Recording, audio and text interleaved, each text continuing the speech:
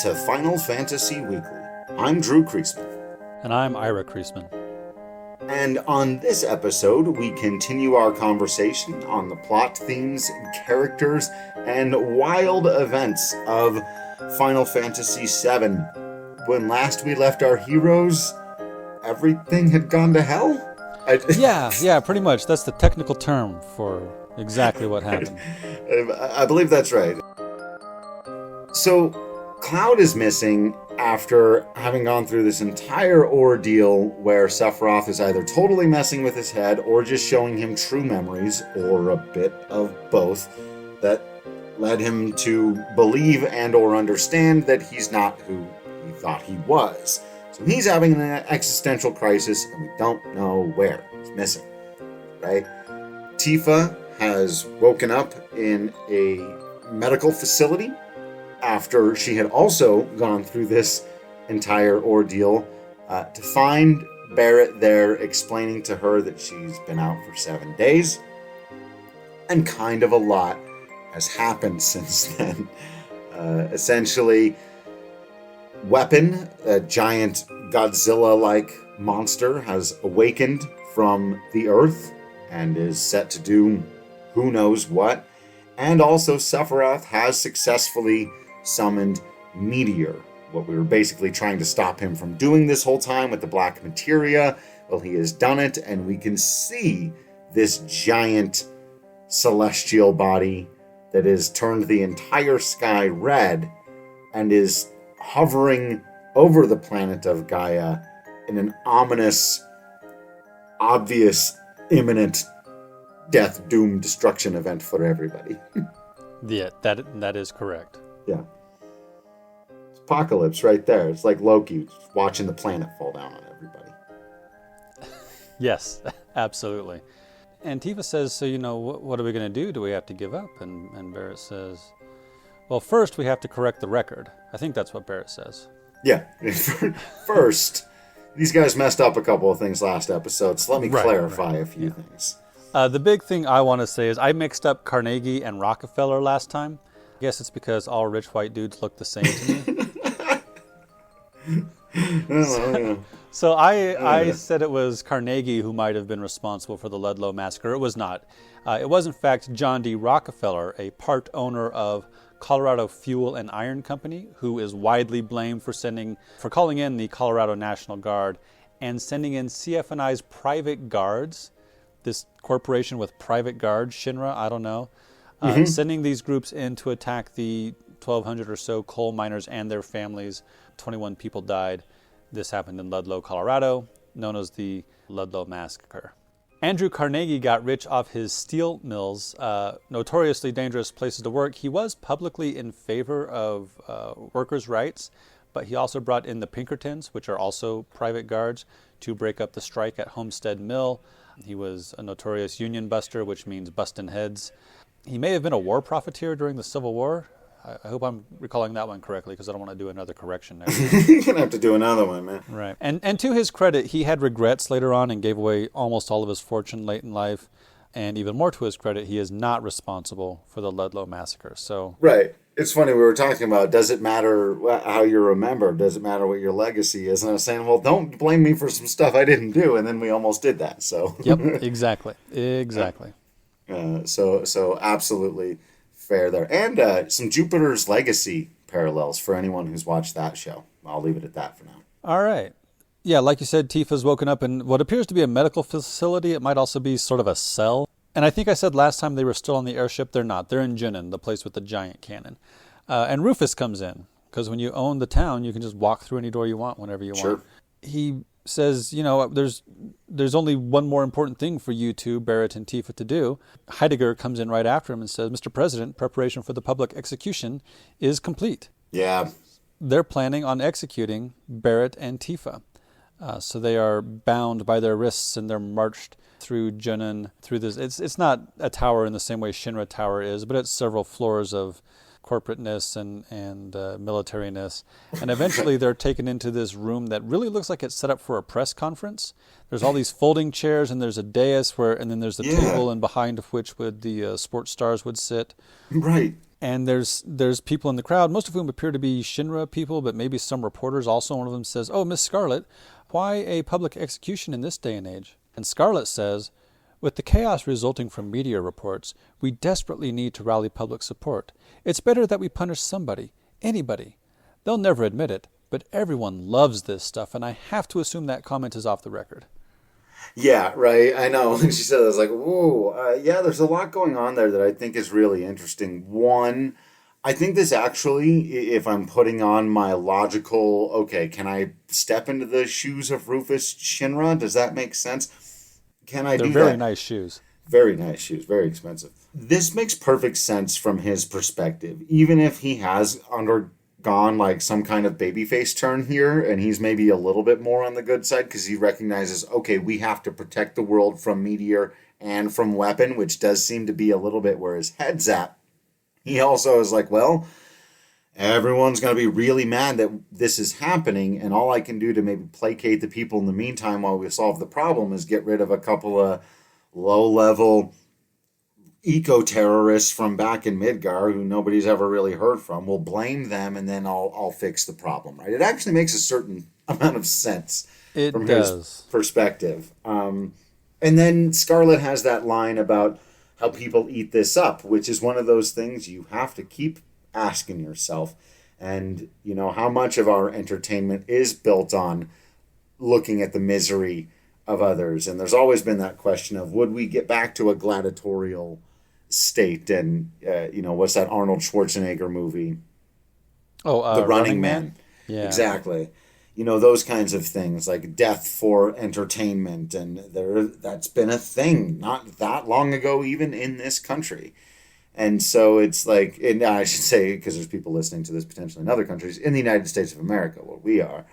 But the worst, or best, I should say, villains oftentimes have a point to make.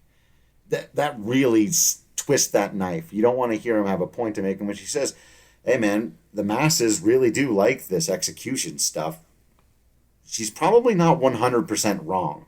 And we've all got to ask ourselves what that's about. So Scarlet decides to kill Tifa first. I think Scarlet really doesn't like Tifa, but I'm not sure why. She seems to have very clearly developed this, and I fear that in the original game it may not have gone much farther deeper than you're a woman, I'm a woman, we're occupying the same space, and so I hate you. I hope it's more nuanced in the remake, as it were. But yeah, I think that's one of the things they're really trying to get across in this scene, is that Scarlet has a personal hatred for Tifa for some reason that isn't made clear. So just off this, what appears to be a press conference room to me, there is a gas chamber. It's Scarlet's special gas chamber, and that is messed up. Ugh. You know, how you do. Right, yeah. So Tifa gets dragged in there and shoved into a chair and strapped down, and then Scarlet just slaps her just right across the face. Ugh. Calls her a stuck-up bitch. Yeah. Oh. Excuse me. I'm going to regret that later. Tifa's strapped down, and Scarlet goes back out into the room and says the show's about to begin. But before the show can begin, there's a red alert, because weapon is approaching.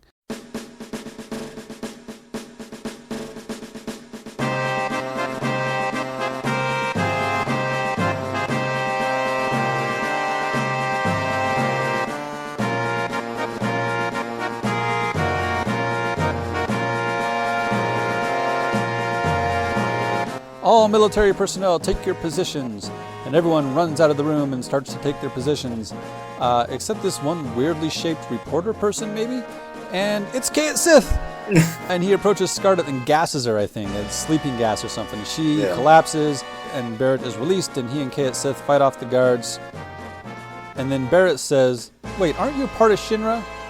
And Kate Sith is like, yeah, but I'm not really into capital punishment. Yeah.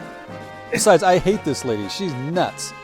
Yeah, like, I thought that was kind of funny and interesting as well. We've talked about them trying to, like, carve out this special place for Kate Sith, whoever's running him, and we'll get to that. But yeah, it's like, he also has a personal vendetta with Scarlet. Like, this whole thing is, like, breaking down, where it was like, Avalanche versus Shinra or whatever, all this stuff. And I was just like, I don't like her, though. Well, yeah, I mean, the people in charge are really pretty... I mean, you were just talking about maybe Rufus has had a bit of a babyface turn, but everyone else is really pretty slimy and gross. Yeah, right. And he and Hojo were just having, he was just like calling him a second-rate doctor and all this stuff. It's like they're not a cohesive bunch, are our villains. So they try to break Tifa out, but it's not working. And Scarlet says, "You fools, I've already pushed the switch," even though she's asleep. So maybe she's just really groggy, I guess. And then we get a scene cut, and it's Heidegger who runs into that giant boardroom where Rufus stares out these windows, and like the light is coming in all dramatically, and he's just standing there looking cool. Contemplating in a cool way. Yeah. And he flips his hair because that's the kind of guy he is. Yeah. And he orders Heidegger to fire the big cannon at Weapon, which is like the obvious thing to do when you're in Junon, which has this giant freaking cannon. Oui, secret weapon. So Junon does this sort of transformer thing, like all these armored platings come up to cover the windows and stuff, so the armored part of the town. We don't even get to see what happens to like the little fishing village below the fortress part of town. My guess is they don't come out well in what's about to happen. Yeah. But we get this really cool cutscene where all the giant cannon is prepped and sweeps around to aim, and all these littler cannons come out, and these Shinra grunts with bazookas get ready. It's reminiscent of the Star Wars Death Star preparation scene, right? Of all the stuff getting ready and the guys giving the signal and people pointing around looking, everything that builds up to this one big fire of the cannon. And then the cannon fires, and there's this huge explosion out at sea.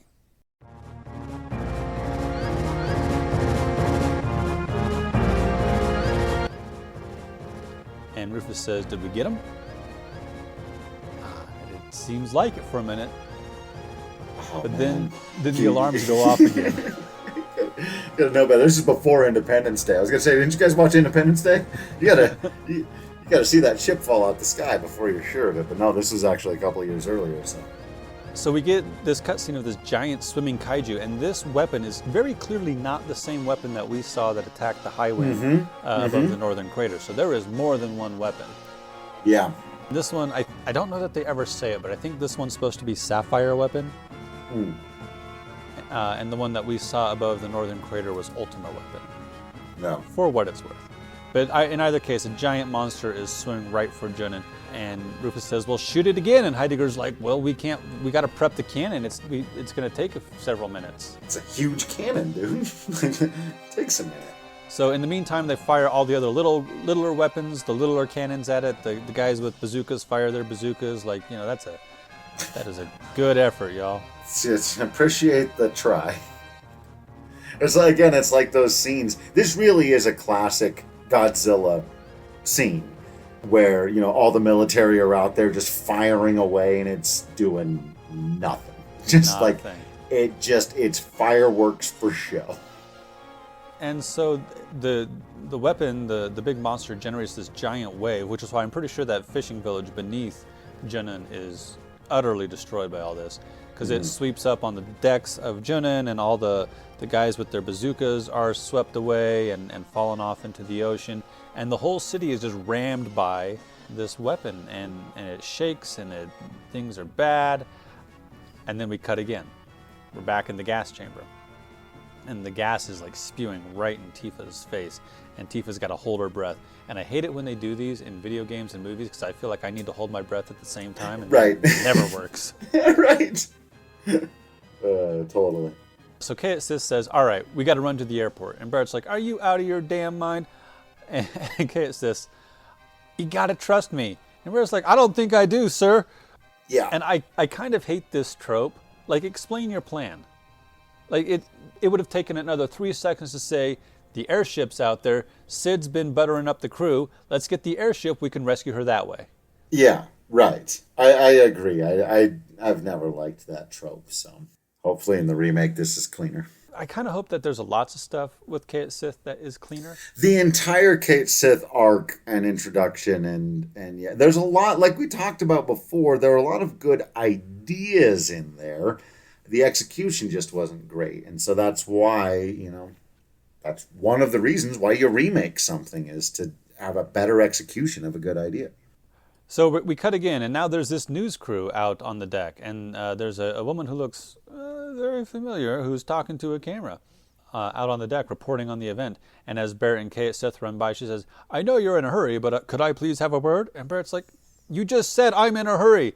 And Yuffie's like, "Don't make so... Yuffie, it's Yuffie." She says, "Don't make so much noise, it's me, Yuffie. I'll explain later. We got to get to the airport." A little clunky. It's fine. We got to get the band back together. Sure. So we cut again. We're back to Tifa in the gas chamber, and there's this weird mini game where you got to like manipulate left foot, left arm, right arm, head. Right, just moving her around to try to wriggle out of there and get the key and stuff. The guard dropped the key, and she can get the key, and then you got to get the key up to the knees, and the knees to the mouth, and the mouth to the wrist, and eventually she is able to unlock herself and hit the button and make the gas stop, and then take a deep breath, I assume, because she's been holding her breath this whole time. Right.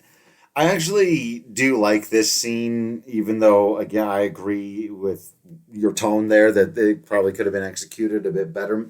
There's a couple things that are interesting about this. First time in the game that you've controlled directly outside of battle anyone who is not Cloud, which sort of gives it this uniqueness element. We've talked about how Final Fantasy VII has been an innovator in basically the concept of there's not just one way to play a video game, right? For so long, whether it's Mega Man or Castlevania or Mario or Metroid or Zelda or the early Final Fantasy games, is like, this is how you play it, this is what you do, and basically it just gets slightly more complicated on the premise that you started with. Run right, jump on stuff's heads. Nothing wrong with that. But Final Fantasy VII is where they really start blowing up. Now you're riding a motorcycle. Now you're going down a mountain in a snowmobile. And all of these things have different mechanics. And they just put this random thing in here. Well, you got to try to get out of there. And it adds to that anxiety where you're right. You feel like I'm holding my breath along with Tifa. So we cut back to outside, and the weapon charges up its breath weapon, its mouth beam, and fires at Junin and gouges this giant gash through the town fortress. Fortunately, part of that is the ceiling in Tifa's gas chamber. So she's able to climb out and climb down the tower, essentially, and out onto the giant gun. A very helpful giant monster. Yeah, thank you, Sapphire Weapon. That's fantastic. Appreciate you. So she's just trying to escape, right? But she's also being pursued by Scarlet, so she sort of runs out onto the barrel of the gun, which, by the way, is called Sister Ray. Its name is right there in giant letters. Okay, fine. Yeah. So she gets out onto the barrel of this giant gun, and there's nowhere else to go. So she turns to confront Scarlet, and then they're gonna have a fight. But Scarlet slaps her, and then Tifa slaps her back, and then there's a slap fight for some reason. There's this slap fight minigame that I don't understand. Yeah, okay. This is where we have to ask ourselves the really deep existential questions, Ira. That's not what do you want your legacy to be long after you're gone, but that is this A, hilarious, B, kind of offensive, C, awesome, D, WTF? Yeah. I mean, it's funny because this is one of those famous things from this game that isn't necessarily, it's not famous like the Aerith death scene or like, the opening with Midgar or the ending or some of these other things. But why does this happen? And is the slap fight... Tifa's a remarkable fighter. And Scarlet is like a general or general adjacent. Mm-hmm. And that they're just slapping each other in the face because they're both girls. Yeah, I don't like it. I think there might be ways to justify it or make it interesting, but I don't know. It feels, if it's not offensive, then it feels non sequitur silly, and I know Final Fantasy VII has, and Final Fantasy in general, has plenty of non sequitur silliness, but this one because it borders so closely to potentially being because they're girls, so they slap each other. When it could have been, hey, we're basically on a 2D plane. We could have had a Street Fighter fight here, right? We could have gone full 2D fighting game for a moment if we wanted to have a little mini game. Right. And instead we did this. I don't like it. Yeah, I don't either. I do understand why there's some people that find a bit of like old school charm to it. At the end of the day, while I don't think it's great, I don't know that it's like we've talked about some of the things in Final Fantasy that can be a little bit harmful in terms of their stereotypes or lack of representation here or there, or maybe awkward representation, as we talked about with Red 13 here. I don't know why people like it so much on the internet. A lot of like it's so funny and fun and quirky and weird, and I get all that. I guess there's a certain charm to it. I can't imagine in the remake they're going to have the two of them just slap each other in the face over and over again until it's done. Like that's not. Yeah, I would be surprised if that's what happens. Like I can absolutely see Scarlet slapping Tifa after Tifa's been strapped into the gas chamber, because that's awful and horrifying. Disrespectful slap across the face in a moment when you're down. Yeah, but a slap fight? Yeah. Really? Tifa can like bicycle kick people into oblivion. Right. Right. So no matter who wins the slap fight, Tifa runs to the end of the cannon, and just as the high wind raises up and the heroic music swells, and Barrett throws a rope over the side of this airship, and Tifa runs and jumps and she grabs onto it, and it's a good thing she's wearing gloves because, man, the rope burn. Right. And she grabs the rope and she climbs up, and Barrett helps her up, and they get away, and now, hey, we have the airship, and the airship crew is in on it. You go in, and you're talking to some of the crew, and one of them explains that, Heidegger was a real dick. Yeah, right. And what we wanted was to work on the Highwind. We didn't want to be fascist. We wanted to work on the airship, the greatest airship ever. Engineered by and piloted by the great Sid Highwind. That's what we wanted. And so when Sid came by, and he was just as warm-hearted as I'd always heard, and I'm warm. Our Sid? No, it's not. It's the wrong guy. Oh, wait, it's different. Our brother?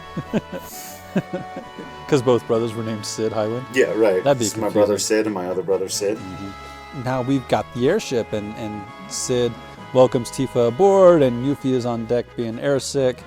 And I can't help but remember that Aerith really wanted to fly on this airship. Mm. Yeah. There's that piece of promotional art with her looking at it. You never got to actually be there and see it. She never got to do it. Also, you were mentioning earlier tropes that we're not big fans of, and I agree with you on that one there. There's an action movie, action show, action video game now, as of this moment, 1997, trope that I really like, which is the person jumping off of the ledge into the flying machine, which is not something that people do in real life, jump out of skyscrapers into helicopters. Right. That would be a terrible idea. It's a terrible idea. But another 1999 movie that I'm thinking of, so a couple of years later, that really made this a huge action movie trope was The Matrix, of course. Sure, yeah. Right? So, but I love Tifa jumping off the edge of a giant cannon into an airship to escape. Like, come on. That part is cool. That is really cool. Yeah. So now that we've got the airship, we can go anywhere we want. You can revisit all these other places. You can do some side quests. But the next it's thing an open world game now, though. Right. It's not, but it's not fooling really. you. It did an excellent job for 1997 of fooling you into thinking you were in an open world, and deserves credit for that. Absolutely. But we need to get Cloud back. So if you go to different places, you'll start hearing about this town called Mideel, which is another resort town, but this one is hot springs rather than a ski resort. So eventually you make your way to Mideel, and you find out that this is the perfect place for old folks like us to live out our lives. That's what one of the guys says here in town. It's Florida. Right, exactly. Palm Springs, basically. There are all these people who are like, oh, the stars are falling out of the sky. What are we going to do? There's a lot of people either prepping for the end of the world or sort of resigned to the end of the world throughout various towns that you can go to. I mean, the entire sky has turned red, and you can see the death object in the sky hurtling directly at your planet. It makes a certain amount of sense. You might just kind of resign yourself to the end times. Sure. And I don't know if you've had this experience with wildfires in Colorado, but last year, right around this time, we had a big fire over on the Book Cliffs, 30 miles from where I live, and ash was falling from the sky for 3 or 4 days, and the sun was just a red spot in the sky every day. It was... I actually think I took a picture of that and sent it out on the FF Weekly Twitter feed and said something like "the day of Lavos is upon us" or something, because it really did look like that. Yeah. And it can be kind of, I'm not, pessimistic about the universe in general, but it certainly didn't feel good. And then we started school. That's when I had to go back to work, and the school started, and we had kids, and y'all can't stay outside very long because air quality is real bad. Yeah, breathing in death ash. So speaking of which, we overhear that somebody washed ashore a few days ago, been here for about a week. Poor pokey-headed young thing. He was holding this really long sword. But the amazing thing was those weird blue eyes. He's up at the clinic. So, of course, the Hot Springs town has a clinic. And so we make our way up to the clinic, and we find Cloud there in a wheelchair. And there's a doctor and a nurse, and his condition is not good. Can't speak, can barely hold his head up. And the doctor says, he's got the most advanced case of Mako poisoning I have ever seen. He has no idea where he is or who he is. He can't speak. And this is kind of like, on the one hand, Cloud isn't dead. On the other hand, this strong, brave, confident JRPG hero is now catatonic in a wheelchair. Yeah, this is a really interesting moment in the history of Final Fantasy, honestly, because we've never seen our hero brought down quite like this. And like you said, yeah, he's alive, but how much is he really there? Even. And you're just like... and I actually had somebody message me about this, so I want to mention the wheelchair hero on Twitter.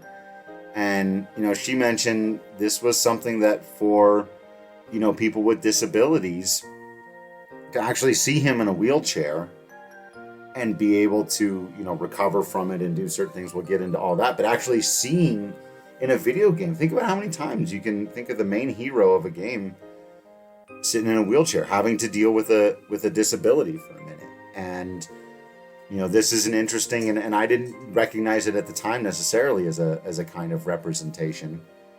And it's not fully one, because Cloud does overcome this, and so it's not the same. But still, seeing yourself in the hero of the game for a minute can be very powerful, even if it feels like this is and it is, this very troubling moment for Cloud, and for our party to see him like that. But of course, the big takeaway that we're really about to dive into is that no matter Cloud's state, mental or physical, he is a hero. And that's a powerful statement to make, especially back in 1997. It would be cool to have a full-on main hero character who was a wheelchair rider. That'd be a heck of a thing. Right, wouldn't it? Professor X, we got into talking, she and I were talking about stuff, and, she said it's kind of the go-to example, and it's almost a little too easy these days, but yeah, having Prof X in a wheelchair, it's like that never really occurred to me because I'm not in a wheelchair, but that's why representation is important. You don't think about those things all the time, but when you see yourself and go, oh man, I could be the professor of a school, I can be the leader of a team, you're like, damn right you can. What the hell? Love it. There needs to be more of that, in games especially. And since it's going to be a while before we get to it, I think maybe the best representation, because there is a main Final Fantasy hero who does acquire the disability, but it's not going away, spoilers for Final Fantasy 15, is Ignis from Final Fantasy 15. You end up with someone who's going to have to deal with blindness for the rest of his life. And that I thought was incredibly compelling. And so, yeah, just more of that, please. So speaking of heroes who are wheelchair riders, there was an activist named Ed Roberts who had polio and was paralyzed below the neck, who ended up going to Berkeley and became an activist. And one of the things he did was, you know all those curb cuts where sidewalks, there's a cut out of the sidewalk so you can get to the crosswalk? Oh, sure. Those didn't used to exist, right? So they had to make them. There are these stories of like midnight raids of going around Berkeley and with sledgehammers and concrete and making their own. Apparently some of those stories are a little overblown, but they're not all entirely false. And they advocated for making the world easier for people who who are using wheels for whatever reason. So on the one hand, it was another light warrior, man. Damn right. And it's worth noting that when you design to make the world more inclusive, you make it more inclusive for everybody, right? So it's not just people who are riding wheelchairs, but also people using strollers or people who are, maybe pushing a cart or whatever. So, yeah, that is... We've gotten off on a tangent, but it's important sometimes to recognize those things. Yeah. Also, for some reason, Cloud is talking about Xenogears and stuff. Yeah, we're gonna. So Tifa decides to stay behind with Cloud, right? She's like, I can't leave him at this point. But and then you can go around and do things, and one of the things you can do is come back and talk to Tifa and Cloud, and Cloud will do some. He'll start babbling. He'll say, What number am I? 1 billion mirror fragments, small light taken, angels, singing voices, Xenogears. Yeah. Also, the million fragments sounds like some Kingdom Hearts shit. Like that is some. Yeah. Yeah. Angels, singing voices. Yeah. Yeah. We know this is when Cloud slips into Final Fantasy Tactics Land, but it could also be that he's in Chrono Trigger, a bowling ball dreaming he's a plate of sashimi. Yeah. So Aerith has died and Cloud is catatonic and Tifa is staying with Cloud. So we're down 3 members. So we get back to the Highwind. We're trying to figure out what to do. And Kate Sith says, that Heidegger and Scarlet are up to something. But he refers to Heidegger as Gyahaha and Scarlet as Kyahaha. Because those are their laughs.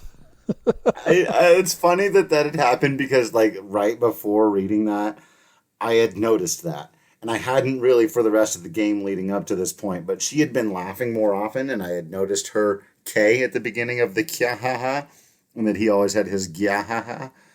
What an interesting way to try to... I don't think Kate Sith has a lot of respect for the upper brass of Shinra. Yeah, he clearly is sick and tired of these people, which is actually really funny when you do know who he is and the whole thing. So he says, do you want to eavesdrop? And of course we do. So we cut to a scene in the Shinra boardroom. And Rufus is here, and Heidegger is here, and Palmer is here, and Reeve is here?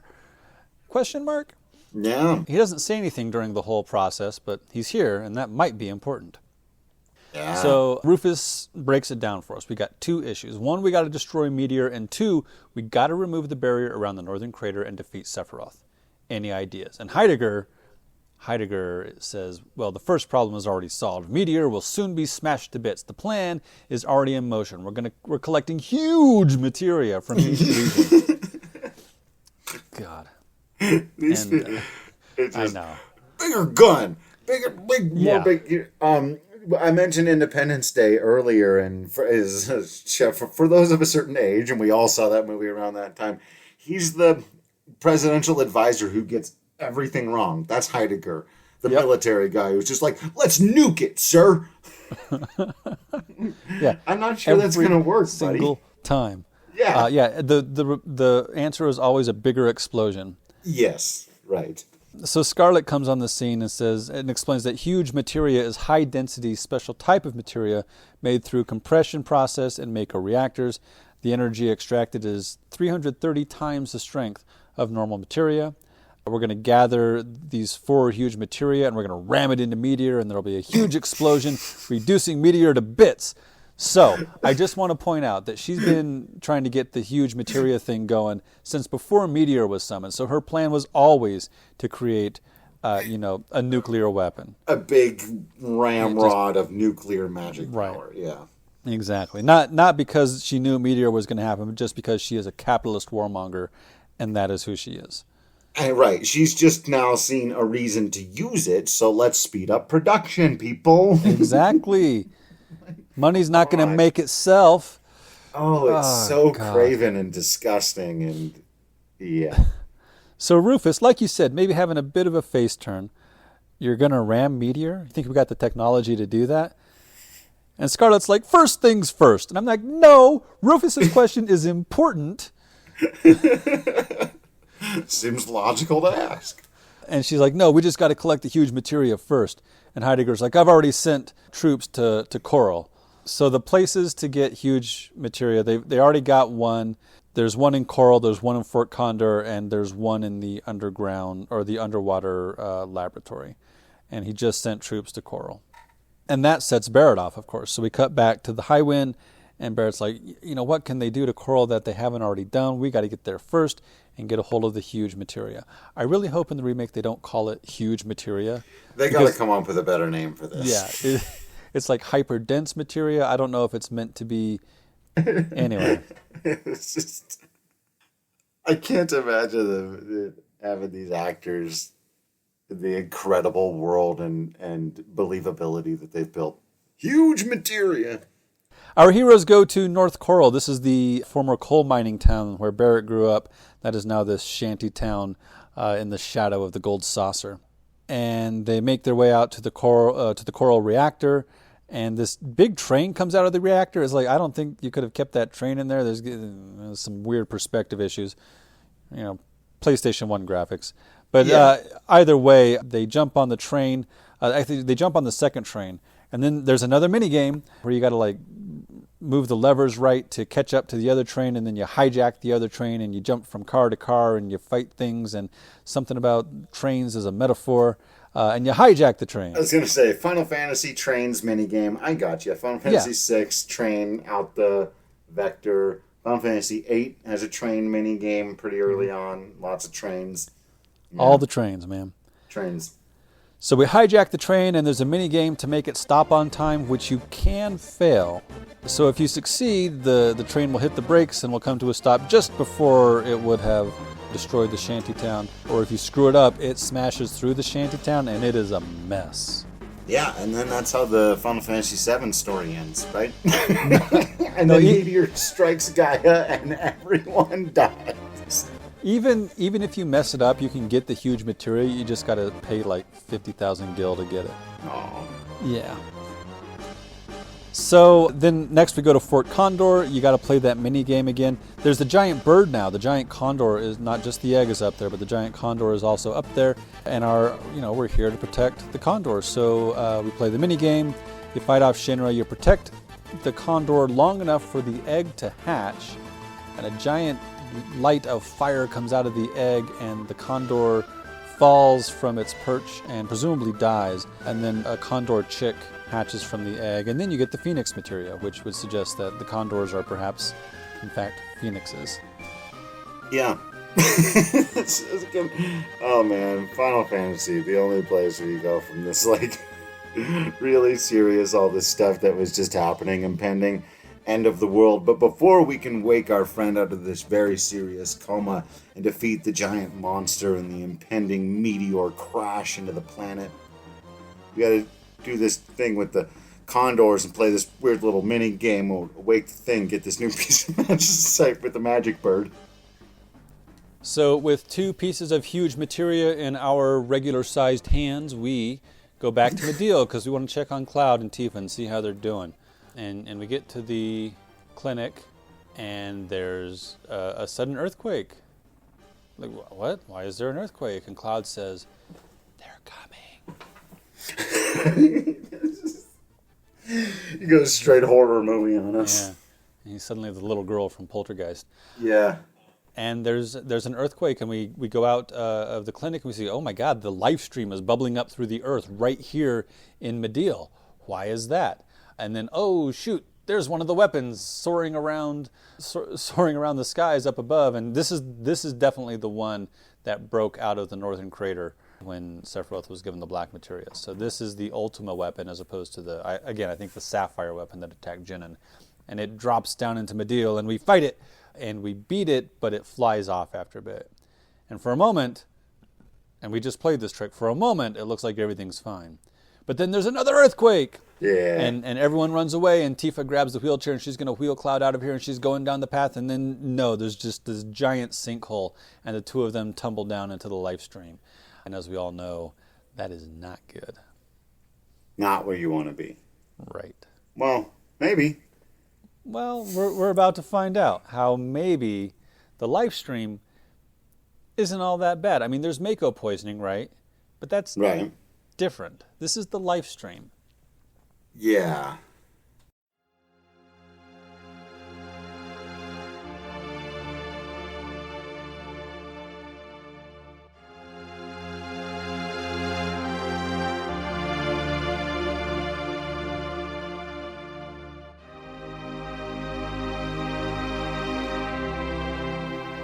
Tifa is floating in a black void. And she starts to talk. And she says, Cloud, where are you? And then maybe she's hearing voices because she says, who is that? I can't... Wait a minute. I don't know anything about that. I'd never do anything like that.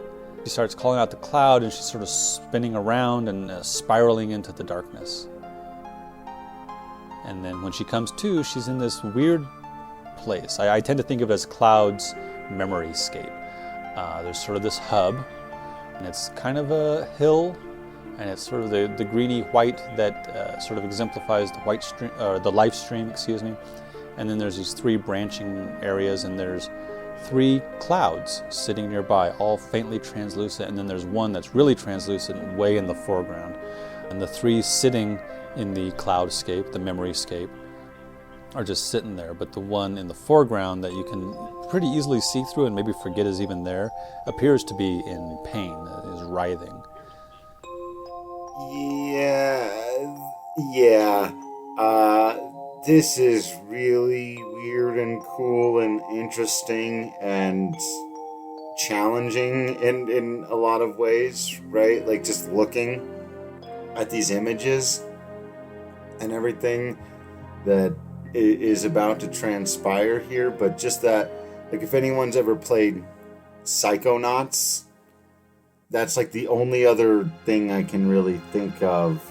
You know, and there's some other wild anime and JRPGs and stuff like that too that sort of go in these directions, but I feel like a lot of times those will start to feel really ungrounded and out there, and that's fun, and I'm all for it. I really am. But there's something deeply unsettling about this, right? Going inside of Cloud's subconsciousness. So Tifa stands up and she looks around, and like I said, there are three different versions of Cloud, but only one of them will respond to you. So she approaches and speaks to him. She says, what is this? Is it a dream? Your subconscious? You're searching for yourself. I can help. We'll work together to get the real you back. And so this version of Cloud stands up, and the two of them walk toward this one section of his memory. And it's the gates of Nibelheim. 5 years ago, Sephiroth passed through these gates. And that's how it all started. I was going to say, we've been here before. This is one of those, like, I keep finding myself here. And going back to last episode, who was the hero? And when did they come to town? And how did they get there? We feel now in the middle of this remarkably complex and interesting story. All of these characters that we care about, who are now under impending doom from multiple sources, giant monsters, rock falling from the sky. And we've arrived back at the central question. How did this all start? How did we get here? So I was about to say this is our third and final telling of the Nibelheim incident, but that's not really true. It's like true for the game. Except, yeah, right. It's the final in-game telling, right? Right. Yeah. So for now, we're about to find out how it really happened. So we start with the gates of Nibelheim. Tifa says, let's go have a look. I know it's not going to be easy, but I'm here for you. And they go into the memory. And Tifa looks around and she says, yeah, this is Nibelheim. This is the Nibelheim I remember. There's Pop's Inn. Here's the only truck in town, she says. It's been here all our lives. It's like somebody parked a truck here and it's the only vehicle in town and it's been there since they were kids. That's, sure. You know what? There's a comment there about the haves and the have-nots. Yeah. So she says, this is my Nibelheim. It's the same one you remember, right? That's why it's our Nibelheim. And then she says, 5 years ago, 2 men from Soldier came, Sephiroth and a young, vibrant soldier. Can you tell me what happened? And it's just what we've seen before. Sephiroth comes into Nibelheim, he turns around, he addresses Cloud, he says, how does it feel? It's your first time back in your hometown. I wouldn't know, I've never had a hometown, that whole thing again. But Tifa interrupts and she says, 5 years ago I saw the real Sephiroth for the first time. I remember a foreboding about him.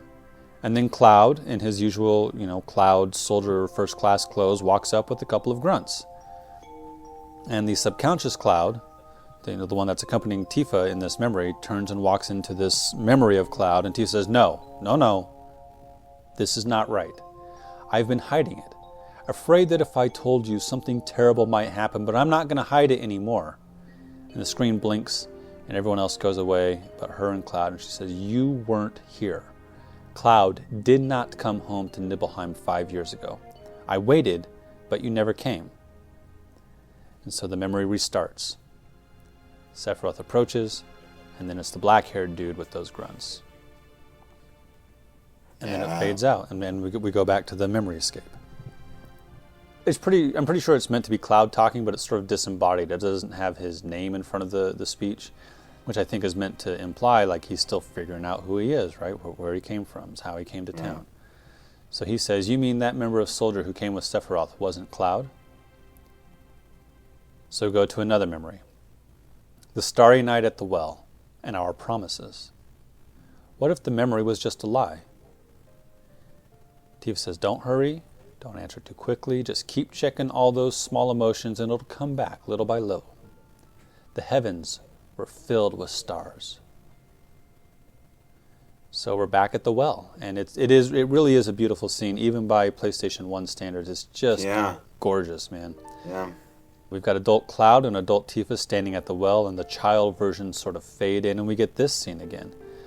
They don't play the dialogue, but it's just the two of them there. And Tifa says, oh, you were so small then, and cute. And then she says, Sephiroth said that Cloud made up his memories by listening to my stories. Did you imagine this sky? No, you remembered it. The stars were beautiful. That's why I kept thinking you were the real Cloud, because you described this event. I still believe you are the Cloud from Nibelheim, but you don't believe in yourself. These memories aren't enough. When she says you don't believe in yourself, again, what does speculative fiction do for us? It takes a thing we've all felt in our real lives. It's maybe a bit more mundane than this, where someone isn't literally inside of our subconscious telling us that even if we're not quite as cool and amazing and awesome as we thought we were, there's still a reason to believe in yourself. That is so remarkably powerful to say to somebody in this moment. And so we talked about it last episode, but this is now the ultimate role of Tifa in this part of the story, is to kind of rescue Cloud from his own self-doubt and crisis of confidence that is very legitimately brought upon by very legitimately not knowing who he is. And, even though she can't give him all of the answers, for her to in that moment say, you've got to believe that you're more than just this puppet thing that Sephiroth tells you, otherwise we can't go anywhere. It's such a remarkable symbol for what each one of us has to do before we can start to build upon ourselves. So we're back in the memory escape. And Tifa's trying to figure out how to convince Cloud that he is a real person who really was her friend back in Nibelheim, back when they were 10 years old or whatever. And I feel like some of this is a little clunky, but I think it gets to the point it's trying to make. She says, "What about your other memories?" "No, not memories. A memory is something consciously recalled. That's why sometimes it can be mistaken or wrong. It's different from a memory locked deep within your heart. That's why it must be a fake. If he could recall that memory, that's it. What about some memory that has to do with me? If I say something and you can't remember it, well, then it's false. But if you say something and I remember it too, well, then we'll know that's a real memory. Talk to me. Talk to me about anything, some important memory to you. Now that you mention it, well, why did you want to join Soldier? I always thought it was a sudden decision." So here's where we start to get into it, the memory that means a lot to Cloud. He says, "I was devastated. I wanted to be noticed. I thought if I got stronger, someone would notice." "You wanted someone to notice you? Who?" And the answer here, I think, is obvious. I think it's Right. obvious to everyone but Tifa. Right. It's one of those. And he says, "You." And she, why? Why me? Cloud says, "Tifa, did you forget about those days?" And now it's Tifa's memory who's maybe a little faulty. She says, what are you talking about?" And then there's this child version of Cloud, and that's the one that speaks next and says, "No, it's all right. You were having a hard time back then. You were so busy with your own things, it's only natural you don't remember me then.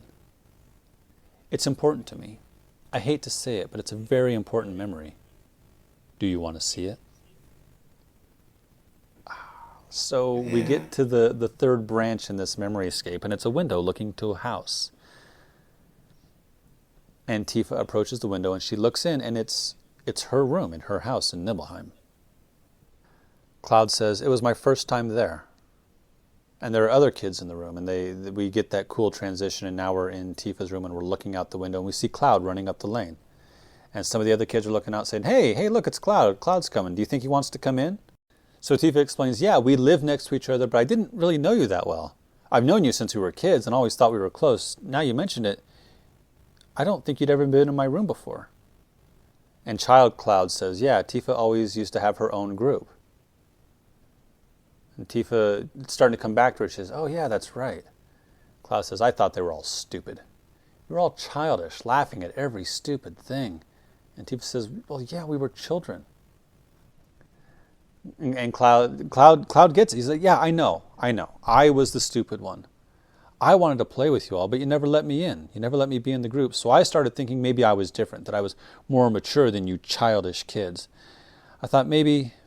And then a third Cloud appears. It's just a shadow of Cloud, just a dark... It's adult Cloud's polygon figure, but all in black. And that one stands up and says, "I thought maybe they would invite me in. I thought that might happen, so I hung around. That night, I invited Tifa out to the well. I thought she'd never come. I thought she hated me." And Tifa admits, "Well, it was kind of sudden. I was a bit surprised. It's true we weren't that close, but after you left town, I thought about you a lot. I used to wonder how you were doing, if you got into Soldier. I read the newspapers thinking I might read about you." And then she says, referring back to the room we're in now, she says, "Was there something special about this day?" And then she remembers, this was the day Mom died.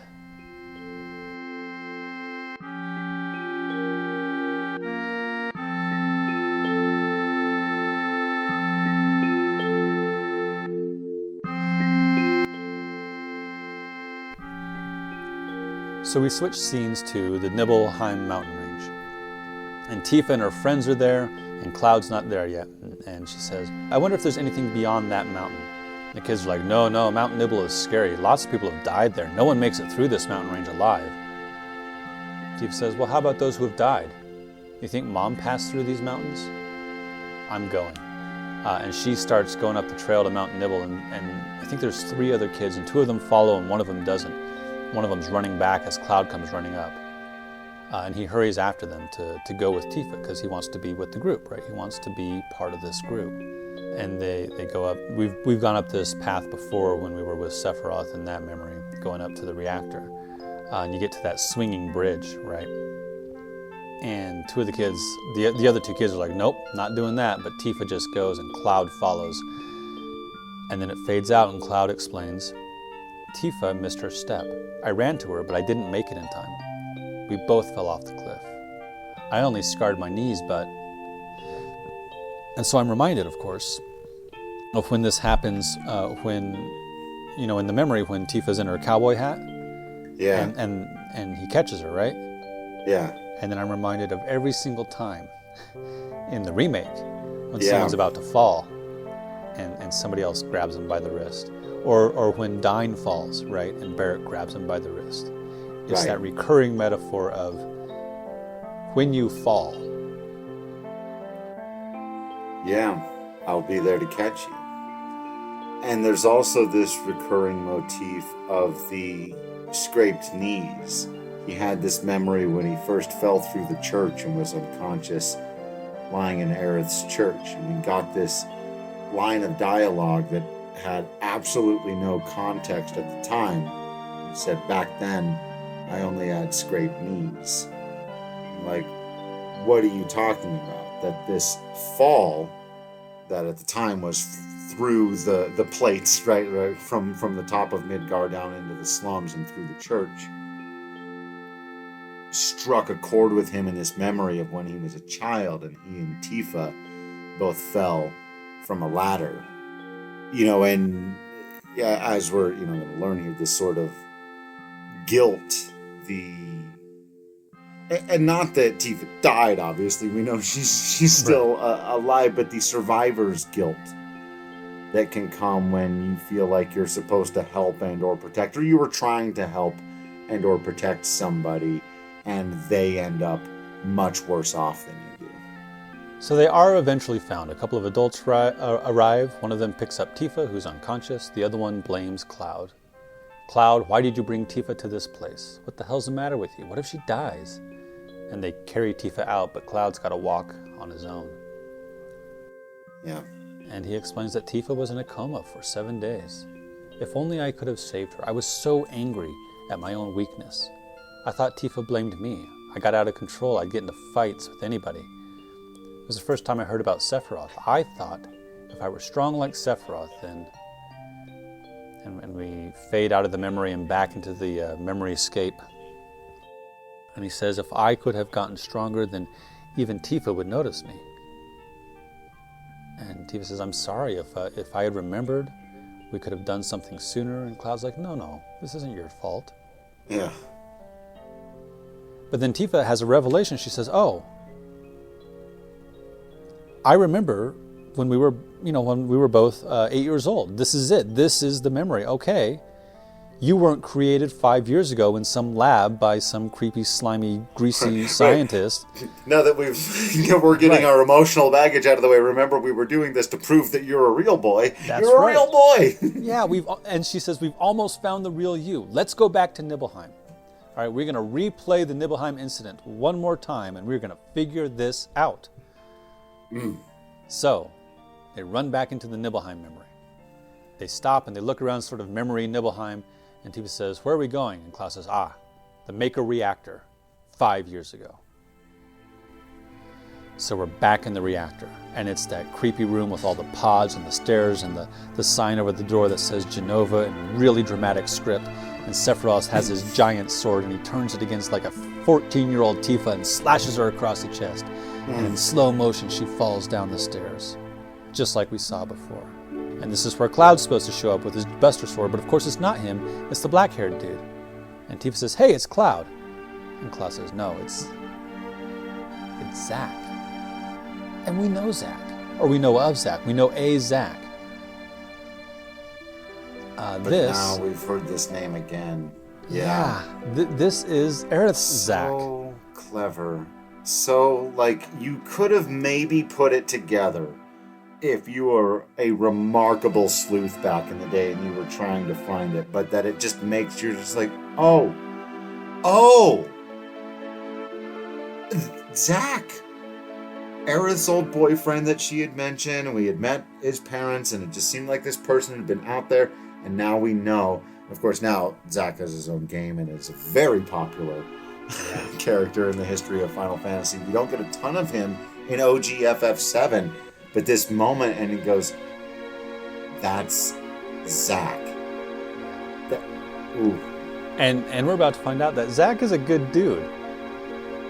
So Tifa is like, yes, okay, you remembered. And so we watch Zach pursue Sephiroth up into the Genova room. And Tifa says, oh, it was Zach who came to Nibelheim with Sephiroth, not Cloud. And then Zach is flung out of the Genova room. And Tifa's like, wait a minute.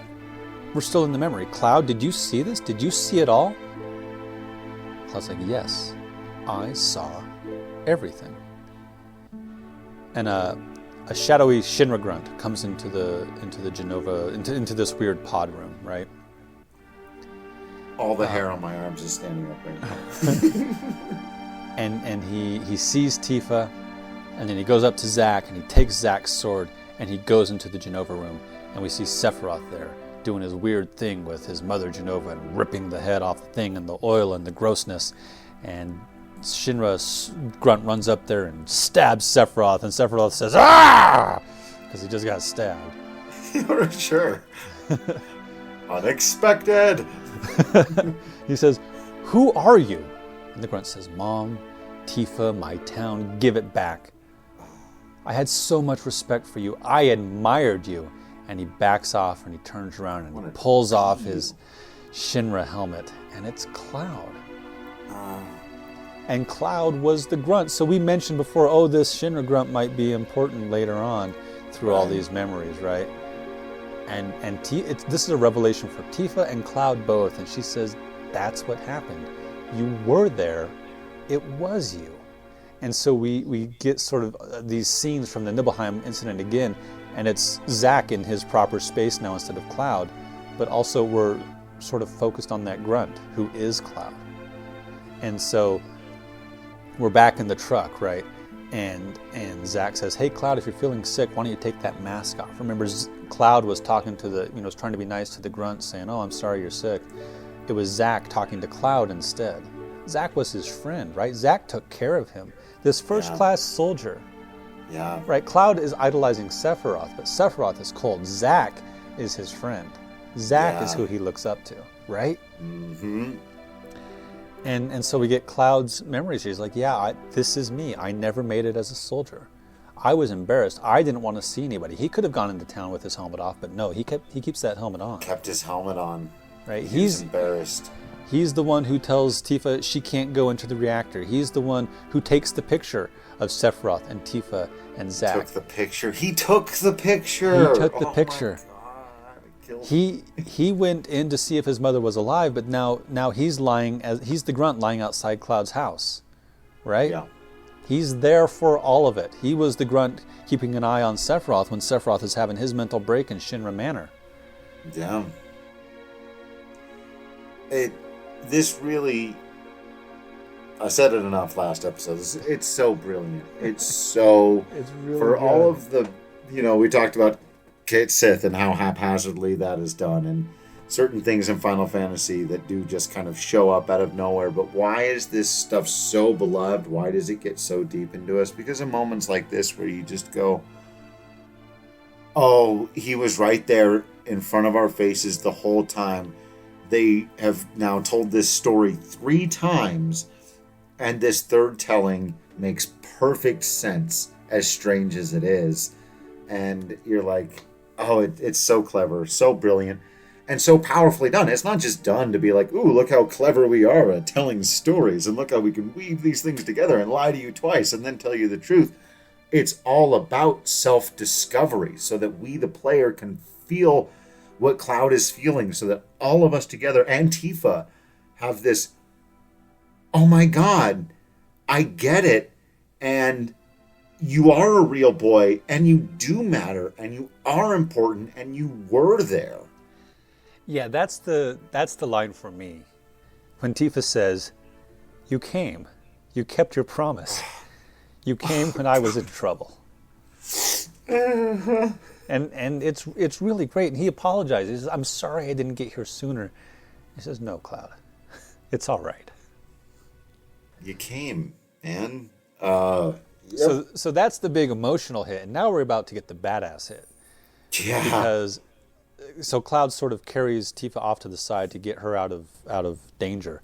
And Sephiroth comes out of the Genova room holding Genova's head and his sword and limping, injured by this grunt.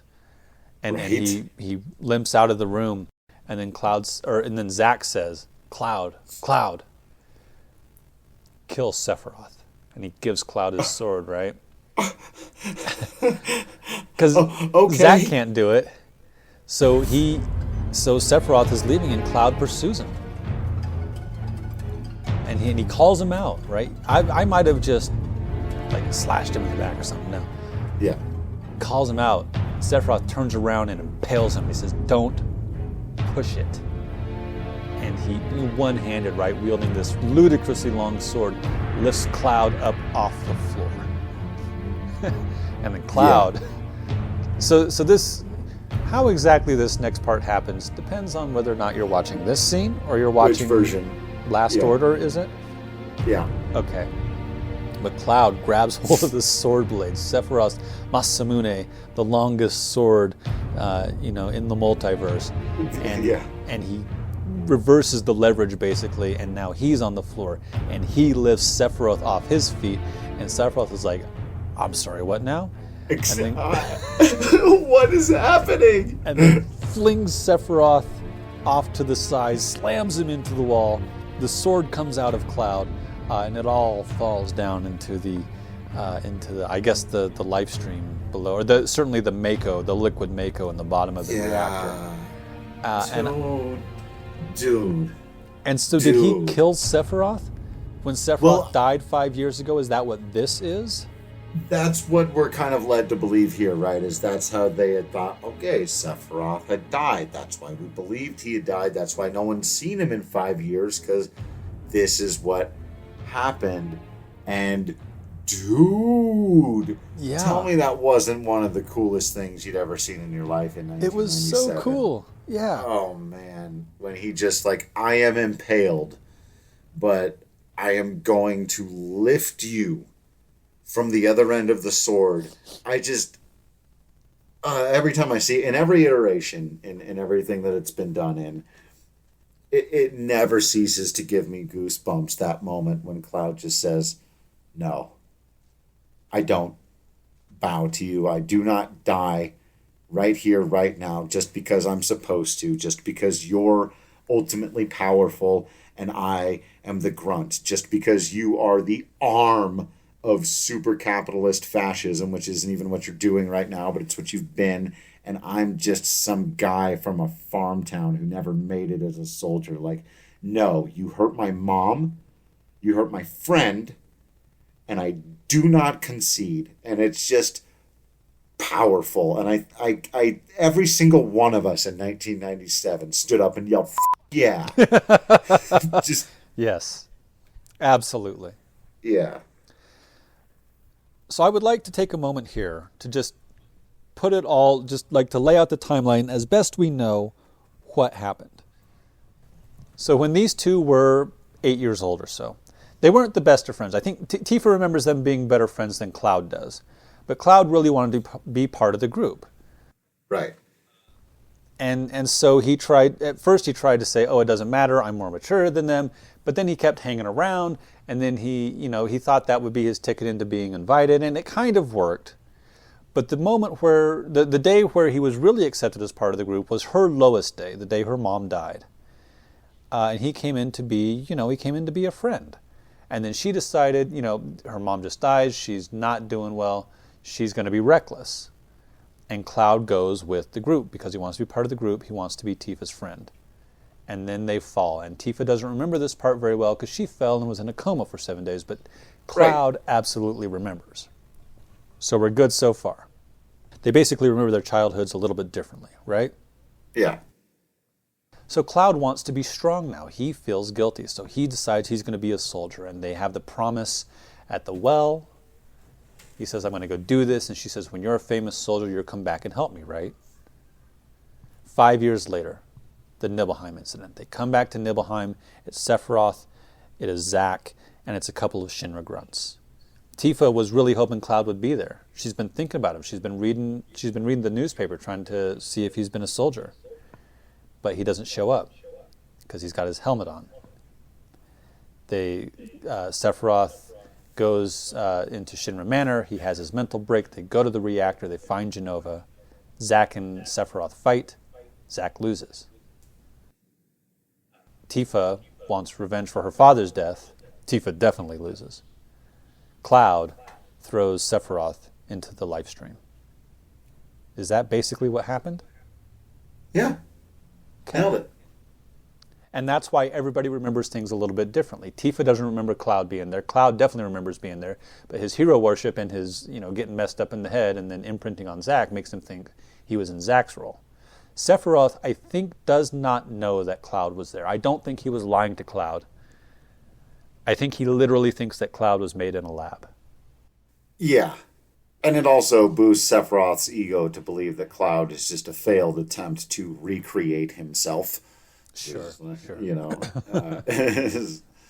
But no, Cloud is a real boy. He did have a past and just got real messed up in the head after this whole Nibelheim incident, which is gone into in even further details, as we've mentioned in several other pieces of media. It is still left semi-ambiguous in this game, really, exactly how Cloud came to imprint on Zack, came to believe that he was Zack, and what happened between that time. And so you get a bit more of that in things like Last Order and Crisis Core and even probably in the remake. Because it really feels to me like Cloud is kind of absorbative in his soldier skills. Yeah, right. Because he kind of rides a motorcycle the way Roche rides a motorcycle, right? Right, sure. Yeah. Well, one of the things you learn early on is fake it till you make it. Go along till you're getting along. And, he's just kind of imprinting and mimicking. And, man, that's Cloud's real class. Cloud is Go-Go, confirmed. Excellent. Just mimicking. All right, so the memory clouds sort of walk into each other. Even the one that was in the foreground writhing in pain, they all sort of come into each other, and Cloud is whole again. And Tifa says, "You jerk, you had us worried." Oh, man. What's a metaphor? You know what a metaphor is? You understand a metaphor being whole again? You get it? Yeah. Get it? Again, we've all gone through trials and tribulations in our life and felt broken or incomplete, and then had that moment where you don't anymore. And a lot of us really bought this as yep, that's how it feels. Fantastically, it is a fantasy story, but that's how it feels. Cloud and Tifa sort of ascend through the life stream, and the rest of the party is there on the edge of this sinkhole in Mideel. And the party is as whole again as it can be. The scene cuts to the Highwind. We're in that big meeting room, and Cloud has to apologize to everybody again. He explains, I was never in Soldier. I left my village looking for glory, but I never made it into Soldier. I was ashamed of being weak. And then I heard this story from my friend Zack, and I created an illusion of myself in his image. And Barrett says, illusion? Pretty damn strong for an illusion. And he explains, well, physically I'm built like someone in Soldier. Hojo's plan to clone Sephiroth wasn't that difficult. It was the same procedure they used when creating Soldier. See, people in Soldier aren't just exposed to Mako energy. Their bodies are injected with Jenova cells, which suggests that every soldier who's been injected with Jenova cells is also part of the reunion. Yeah. But weak people, like me, we get lost in this whole thing. The combination of Jenova cells, Sephiroth's strong will, and my own weakness are what created me. I am Cloud, the master of my own illusory world. But I cannot. That's a hell of a metaphor too. Ooh. And it's something that in our society, I feel like all of it, well, most of us, I guess, look down on conspiracy theorists, and then those who don't are conspiracy theorists. And it's really easy to kind of point and laugh at someone who, I don't know, believes that lizards are running the world or whatever. But we are all the masters of our own illusionary worlds to some degree, right?